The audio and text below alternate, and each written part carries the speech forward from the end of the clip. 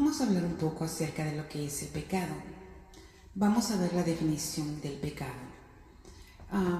Un pecado es una transgresión voluntaria de los preceptos y mandamientos de Dios. El pecado es el alejamiento del hombre de la voluntad de Dios que aparece en la Biblia. Cuando las personas violan alguno de los mandamientos divinos, cometen un pecado. Dios nos ha dejado su palabra, en la cual Él nos enseña, nos exhorta, nos anima, nos muestra, nos guía. Bueno, es nuestro mapa para ir al cielo. La palabra de Dios contiene lo que a Dios le agrada.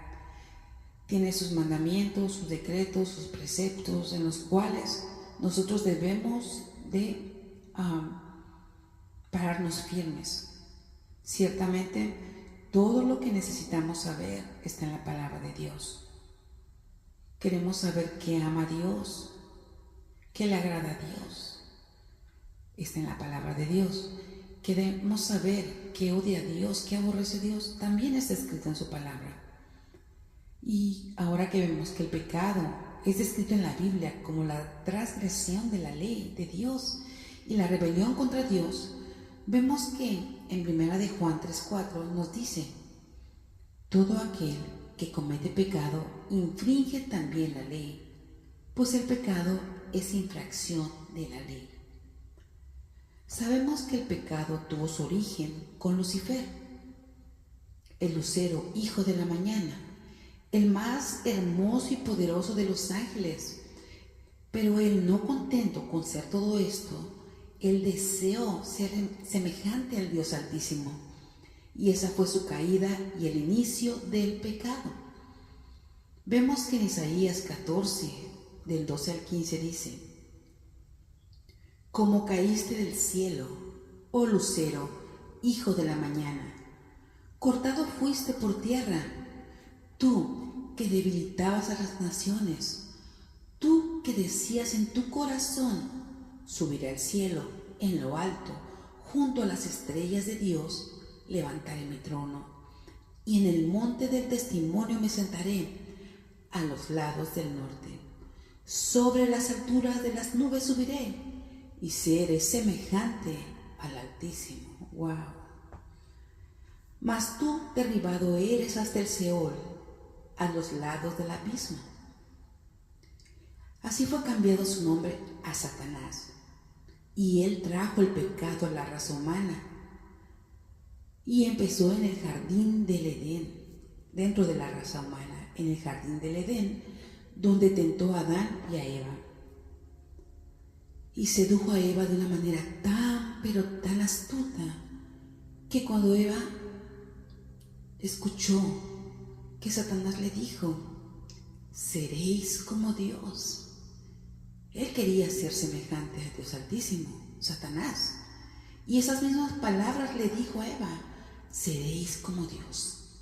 Y bueno, conocemos el desenlace de la historia. Eso aparece en Génesis 3, del 1 al 24. Sabemos que el pecado es la transgresión a la ley de Dios y la rebelión contra Dios. Cuando nosotros nos negamos a obedecer a Dios, a sus mandamientos, a lo que Él establece en su palabra como agradable y bueno, es como si le pusiéramos un puño en la cara, le dijéramos: no te quiero obedecer, no quiero. Es terrible eso. En Proverbios 8:36 nos muestra claramente que el pecado nos daña de una manera terrible a nosotros, porque Dios, Él es Dios, y Él será Dios con nosotros o sin nosotros seguirá siendo Dios. En Proverbios 8:36 dice: mas el que peca contra mí, contra Dios, defrauda su alma. Cuando pecamos, defraudamos nuestra alma. Todos los que me aborrecen, dice el Señor, aman la muerte. Cuando pecamos contra Dios, es que es como si una ilustración, como si agarraras un cuchillo y te clavaras el cuchillo en el corazón. Cada que pecas, tú mismo defraudas tu alma, tú mismo te haces daño a ti. Por eso mismo es necesario acercarnos a Dios diariamente, pedirle al Señor que nos fortalezca para no caer en tentación, estar todo el tiempo llenos de la palabra de Dios, estudiándola, leyéndola, practicándola, meditando todo el tiempo en lo que hacemos, en lo que decimos, en lo que pensamos, en lo que, cómo actuamos con los demás, cómo actuamos en nuestra intimidad.